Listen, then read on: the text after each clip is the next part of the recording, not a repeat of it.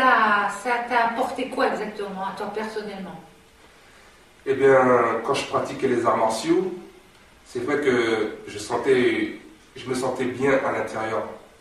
J'avais une paix intérieure, mais aussi je me sentais bien dans mon corps. C'est comme si on sent que rien ne peut nous arrêter, rien ne peut nous atteindre.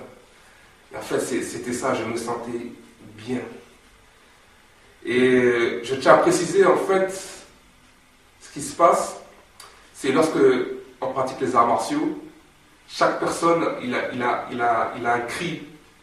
Quand la personne veut donner un coup de pied, un coup de poing, en fait, il va pousser un cri. Et lorsqu'on pousse ce cri, en fait, on se sent plus fort, on sent qu'il y a une puissance qui se dégage. Mais c'est normal parce qu'en fait, on fait appel à un démon. Si on dit, ah, il y a un démon qui vient, il donne cette force et on sent qu'il y a quelque chose de surnaturel.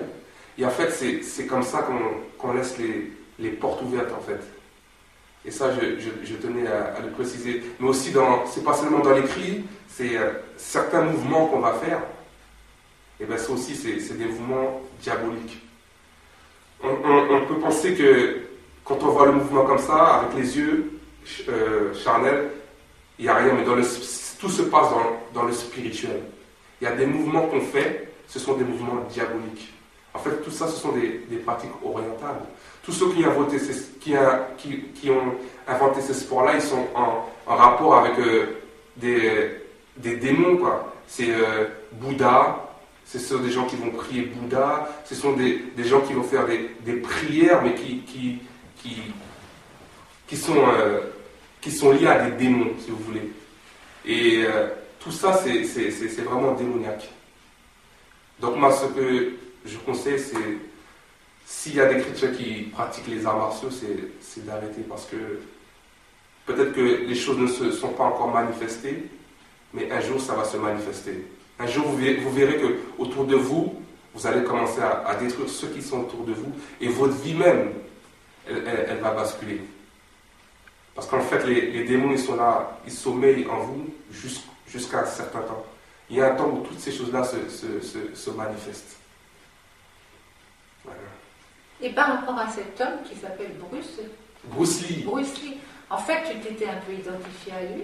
Oui, j'étais fan de Bruce Lee. J'aimais beaucoup Bruce Lee. C'est comme si quelque part je l'avais idolâtré. Et ça aussi, c'est une porte ouverte. Hein. Le Seigneur a dit de ne pas idolâtrer. Il a dit que c'est lui seul qu'on doit adorer. Le Seigneur sait pourquoi il a dit ça. Parce qu'il savait que lorsqu'on allait idolâtrer un homme, une femme, quelque chose, c'est une porte qu'on allait laisser ouverte. Et lors de ma première délivrance, quand le démon s'est manifesté, c'était ça. J'ai commencé à pousser les cris de Bruce Lee. C'est comme si j'étais Bruce Lee. En fait, c'est l'esprit de Bruce Lee. C'est ça, j'ai commencé à faire ces gestes, j'ai commencé à l'imiter. Et en fait, là aussi, je voudrais avertir les chrétiens de ne pas s'identifier à aucun homme, à quoi que ce soit. Parce que ça, encore, ce sont des portes ouvertes à l'ennemi. Le seul qu'on doit adorer, c'est vraiment l'éternel Dieu. Et à lui seul qu'on doit rendre la gloire. Voilà. Ton chemin est un petit peu difficile pour la délivrance parce que tu nous disais tout à l'heure que lorsque tu as été voir cet homme qui t'a pris dans les bras, il y a aussi un autre homme qui t'a conseillé de ne pas y aller là. Qu'est-ce qui t'a poussé ou motivé? Parce que cet homme-là qui t'a conseillé de ne pas aller voir ce prédicateur, il était chrétien. Oui. Il était chrétien. Oui. Donc lui, apparemment, Dieu ne lui avait pas parlé. Non. Mais là, tu as écouté quelqu'un au fond de ton cœur. Et ce quelqu'un, c'était le Saint-Esprit. C'était le Saint-Esprit, oui. Ouais. Mais le seul conseil, le seul conseiller, c'est vraiment l'Esprit de Dieu. L'Esprit de Dieu.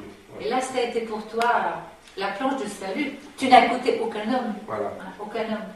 Moi, ce que je voulais, c'était ma délivrance. Et je savais que le moment était venu. C'était le temps pour moi. C'était mon jour. Donc, au fond de moi, il fallait que j'aille vers cet homme. Il fallait que cet homme prie pour moi. Donc, j'ai vu que Dieu.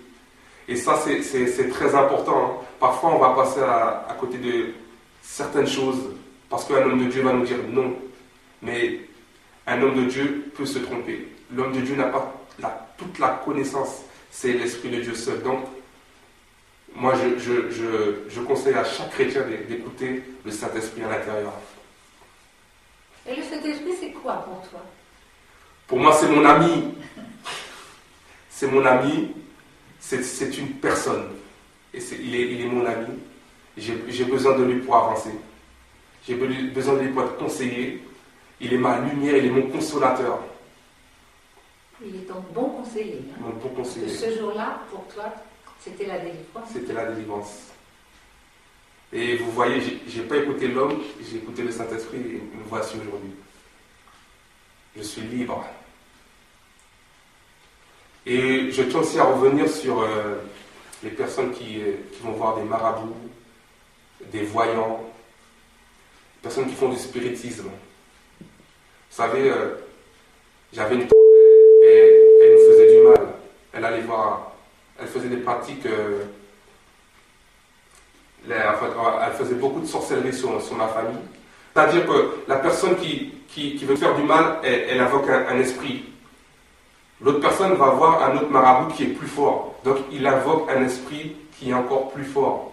Donc l'autre esprit va se soumettre. Donc ça donne la pression de fonctionner. Mais en fait, tout ça c'est diabolique. Et tout ça c'est encore des portes qui sont grandes ouvertes. Donc ça, je veux dire, ça a fonctionné. En fait, ça donne l'impression de fonctionner. Mais en fait, on est en train de s'enfoncer spirituellement. Par contre, lorsque on prenait des bains pour réussir, ça n'a jamais marché. Pour réussir un examen, pour bien travailler à l'école. La preuve, c'est que moi, à l'école, je n'étais pas brillant. Donc, ce sont des choses qui n'ont jamais fonctionné. Donc, la seule personne qui vous donne le succès, c'est Jésus.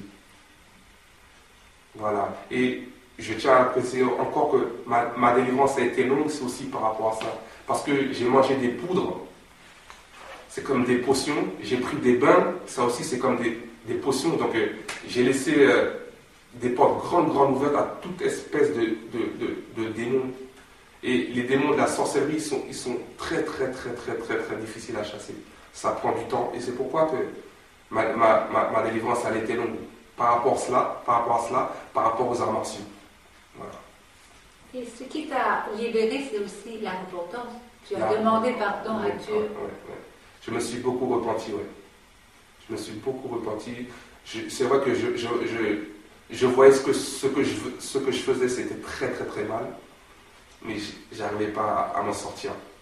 Je voulais faire le bien, mais j'arrivais pas. Donc j'allais au pied du Seigneur, je disais Seigneur, pardon. Je sais ce que je fais, c'est mal, mais j'arrive pas à m'en sortir. Je disais Seigneur, aide-moi. Et le Seigneur voit les cœurs sincères. Parce que on peut faire des choses qui sont mal. Il y a des choses qui vont nous lier.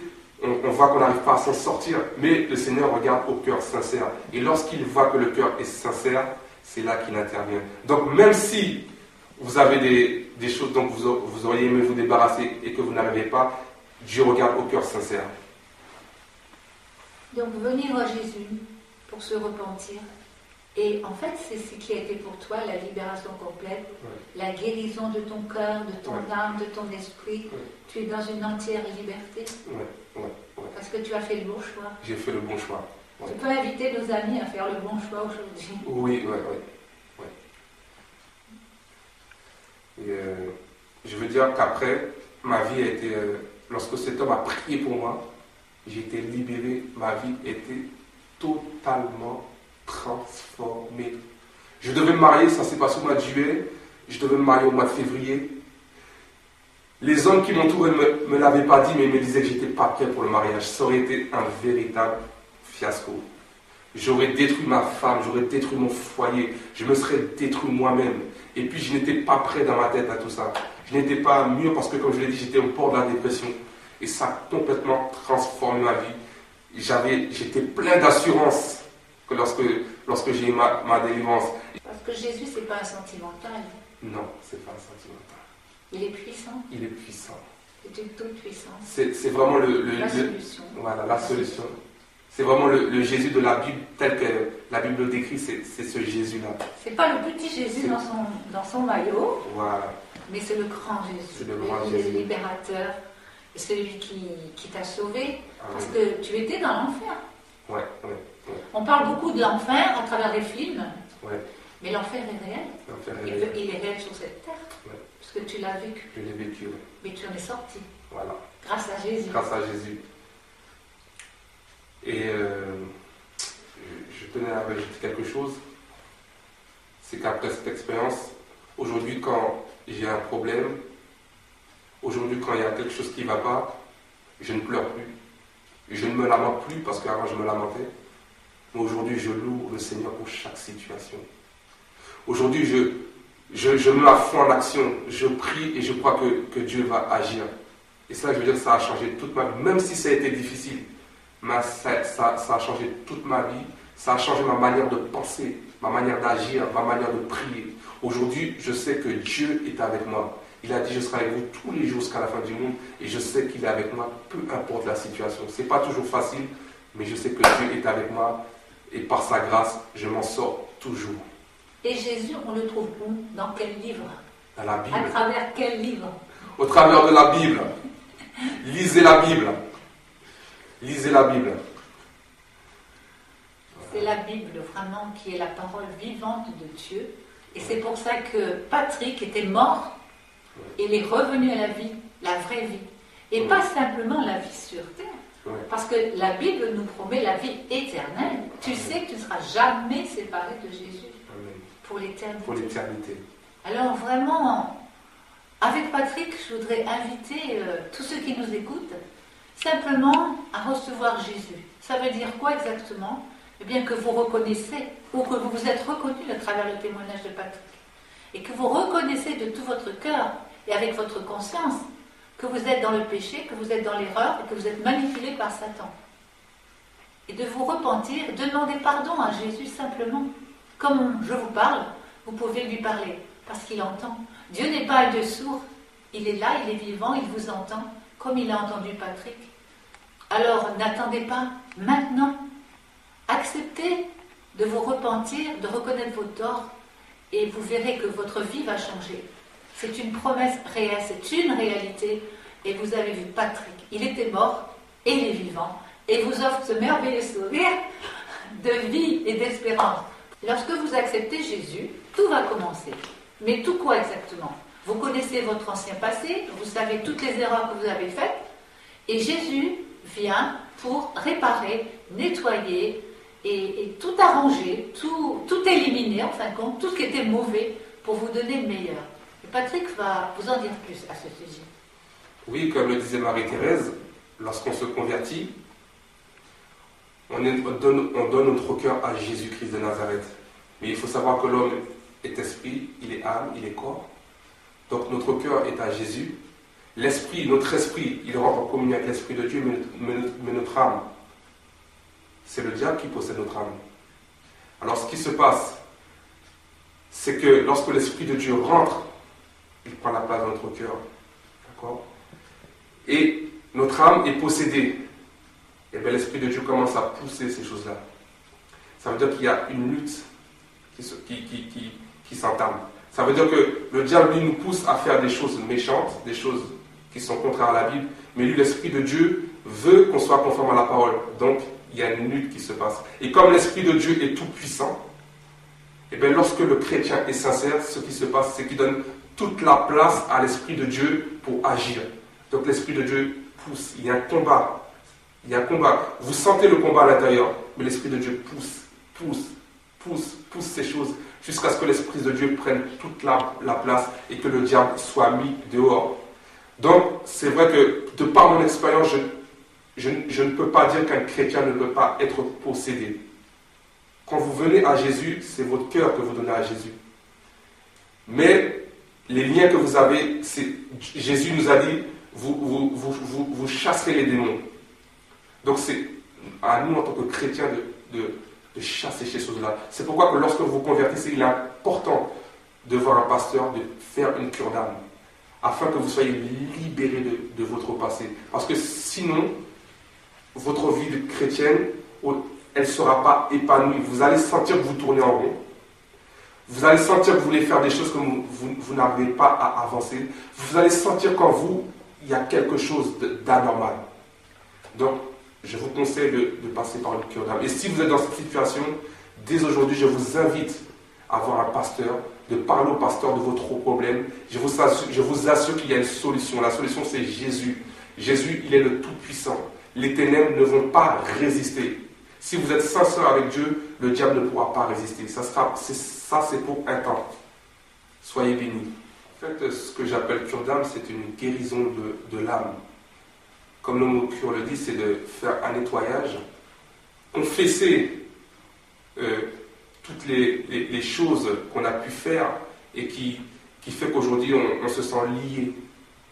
C'est le confesser afin de couper ses liens et de se sentir libre. En fait, c'est pas fouiller dans la vie de la personne par intérêt pour aller après répéter tout ce que les gens ont fait, mais c'est afin d'aider les personnes à être délivrées de leur passé. C'est un grand nettoyage. C'est un nettoyage que Jésus fait. Et ça, on va dire, c'est par la guérison de l'âme que ça se fait. Et je peux dire que c'est au travers de cette expérience-là que j'ai vraiment su qui était Jésus-Christ de Nazareth. On parle de Jésus qui libère, de Jésus qui guérit, de Jésus qui restaure. Mais c'est là que j'ai connu la guérison. J'ai connu la délivrance. J'ai connu la restauration. C'est là que j'ai connu l'amour de Dieu. Parce que pendant ma période de délivrance, je disais à une sœur, mais c'est vrai, est-ce que Jésus m'aime? Je pleurais, je disais, est-ce que Jésus m'aime? Elle me disait oui, mais moi au fond de mon cœur, je ne croyais pas parce que je voyais ma situation. Mais c'est là que j'ai connu l'amour de Jésus. J'ai su qui était Jésus. Et vraiment, je glorifie Dieu pour cette expérience.